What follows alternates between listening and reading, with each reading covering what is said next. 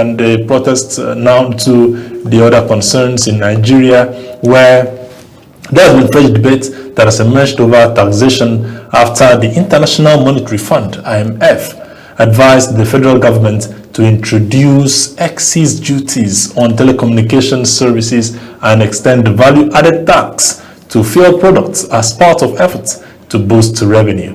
So the IMF said additional tax reforms, they said it would help create fiscal space for development spending and social interventions, and also recommended greater use of digital technology to tax or to improve tax administration and reduce revenue leakages. Then the recommendation, however, has sparked strong opposition from telecommunication subscribers who argue that the sector is already burdened by more than 40 different taxes and levies. The one that imposing a new charge or charges would further increase the cost of communication for millions of Nigerians, even as the IMF has urged the government to ensure adequate social protection measures put in place before implementing any additional tax reforms.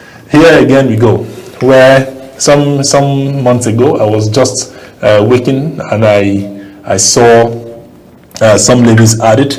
I think it's not yet up to a year when we had to start sending text messages for 6 naira, from the previous 4 naira, and that was just a few months away from the 2 naira it used to be, per text message. And gradually it is actually going where you cannot even use your data. You have a subscription done maybe for a month and you get to use it for just 2 weeks. And then before now it used to be at some sort of rate, but it has been inflated. Even call credits, even airtimes now. Yes, exactly.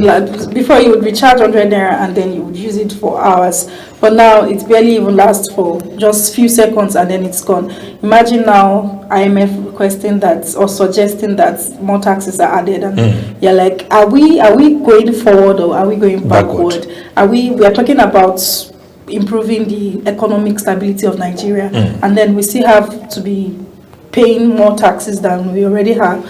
So I think I don't know what to say, but I'm just really hoping that Nigerians are considered, very, very, very considered in all of this, so that it doesn't become too unbearable for us. This is where we talk about millions of Nigerians having to make some payment, and at the end of the day, it still falls back on not being able to assess what you have actually paid for. Recently in Nigeria, we have seen the rising cost even in the tariff that we pay for electricity, and you do not assess on all sectors. Yes, you do not even assess. In fact, on almost everything. On all. That's the food. Yes, exactly. But maybe apart from the food, because of when you go to the market, you would assess the food you eat. If you go to restaurants, you pay VAT, and the VAT is even, you look at it and you're wondering that this VAT can even buy you another plate of food. Exactly. So you have to pay. So the concern is for food, you could actually assess the food, but maybe let's talk about electricity, water. Where you actually pay, but you do not assess it. And this is actually a call again to the government to see that we do not pay for what we do not gain from what we do not have. Nigerians are actually concerned. Recently, it was said that for those who are in Band A, they will have some sort of compensation for the period they did not have power supply. And again, questions were asked, why would it be just for Band A users and not across all? Yeah, what happened to other Nigerians? What happened to the Band B? What happened to the Band C? And maybe till Band Z, if there is any like that. But in the Constitution of the Federal Republic of Nigeria, there is no band. There is equality. Okay, so but in making it in bands, it now means that we have inequality in the society. So those that are Band A users, they do not feel more superior to it's just electricity that every Nigerian should even have right to. Yes, so we are actually concerned about this. And again, maybe it takes again to why Nigerians had to go out to protest, that we should look forward to having everything that the government had promised us. But let's go now to business before we get to wrap up this morning gradually, where we'll stay with business. And this is as it concerns the Dangote Petroleum Refinery, which is actually moving closer to becoming a publicly traded company as it seeks to raise around $1 billion through a private share placement. The fundraising exercise values the refinery at approximately $39 billion, with 3 billion ordinary shares being offered to investors, and demand reportedly already exceeding $2 billion. So the funds, they say, are expected to support expansion projects, including the investment on logistics, storage, and distribution infrastructure, as well as future petrochemical developments. And then it is here that my concern is Simbiat, where industry analysts have also seen the move as a major step towards the refinery's anticipated stock market listing later this year. And this is following its rapid growth since commercial fuel production began sometime in 2024, and its increasing role in reducing Nigeria's reliance on imported petroleum products. Simit, here we go again, where we are having the petroleum products being talked about, and again we are still talking about the same man, Dangote, and it looks as though we do not have what it takes to be able to own a refinery. So Nigeria is becoming that country that will rely on just one man to be able to give us what we need, which is as essential as a petroleum product. No, Dangote Refinery has been scaling up, like you read, since 2024, Right. and now in 2026, we still not have a reduced fuel price. We still not have it better. It still feels like we are still going round and round in circles, because if we have someone like Dangote producing petroleum in Nigeria and we still have to buy it at these exorbitant prices, it still does not make sense to the average Nigerian on the streets, who is maybe a motorcycle rider or maybe a keke rider, because it still has to pay the same amount of money that even those that drive bigger cars pay. So it still does not, it doesn't feel the impact or feel the effect. So I think that we should actually look into it and also make sure that the prices are very subsidized, that even the average Nigerians, they can actually feel the impact of having a refinery in Nigeria. But what would be exactly the effect? Because again, when you mentioned that reduced price, that would be the effect. Let's go back to having one refinery in Nigeria cannot. We are over 250 million Nigerians, and we cannot have just one refinery feed the entire nation. And this is again the concern that we are having. In 2023, when the president said that fuel subsidy is gone, a month later, I think that was sometime on the 12th of June, even before, I think that was the day, 12th of June or thereabout, the president came out to say that we have been able to recover over 400 billion naira from the subsidy removal. Okay, so a question was, where would this money be going to? And the answer came still from the presidency that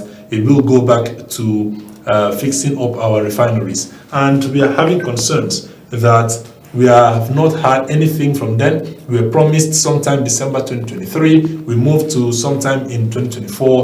And today we are not hearing that story ever again, come up to bear. So Nigerians are concerned that we are talking about the Dangote Refinery, whom we know is the sole proprietor, is his business, and then we are having that refinery probably for now feed Nigerians, or over 250 million Nigerians, and we are still having to export our petroleum product and then import these refined products back in Nigeria, which is not supposed to be, when we have 3 refineries that are, just wasting in Nigeria. And these are concerns for us. So we would probably, in the course of our discussions, get to seek and ask what is happening to our refineries, the 3 refineries we have in Nigeria. What is the state of the Port Harcourt refinery that was said to be at completion state and about to start? And again, what should be done to make sure that we have these refineries up to speed? Maybe from there, we'll just have you think about the fiscal policy but now moving over to migration. But we still tell you that South Africa has stepped up.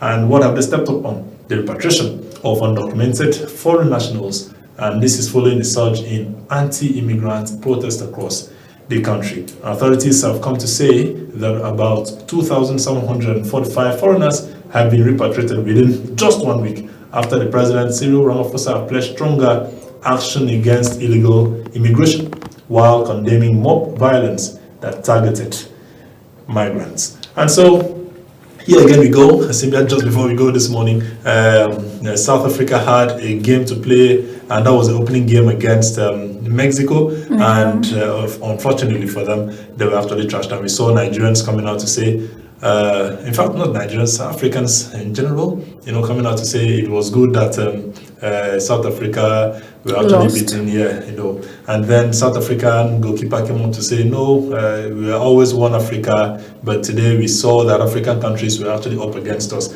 and this was actually call for concern. Why wouldn't Nigerians, why wouldn't Malawans, why wouldn't Zimbabweans actually, be against you when you have been actually asking them to go home? But again, there is a major concern about it, where they have said that some of the people in the country were not well documented to have left their own country to South Africa. And so that's the call again to Nigerians: if you're traveling, make your papers ready and then go in legally. Not even Nigerians, Africans in general, Africans because in general. We are very fond of going through the illegal routes, migrating through the illegal route. So I think it's a good call. Everybody should come back home and let's sit down and make our country work rather than running off to other countries. But again, we cannot just all be in Africa, in Nigeria. So as African countries, we have seen some African countries begin to say that their routes are open for other African citizens to come into their country. And so this is actually a call for all of us that we should get ready and do the needful in as much as we try to see how to build Africa. And that is where we'll draw the curtain today on Razab Africa show of Razab Media on Global TV. It has been a wonderful time, and we hope that you stay good and stay well. Simba Tamzat, it has been good being with you. Yeah, it's a pleasure. See you too. We hope to return back tomorrow with more exciting news. We'll be here again tomorrow. Have a wonderful day and enjoy the rest of our broadcast. God bless Nigeria. Good morning.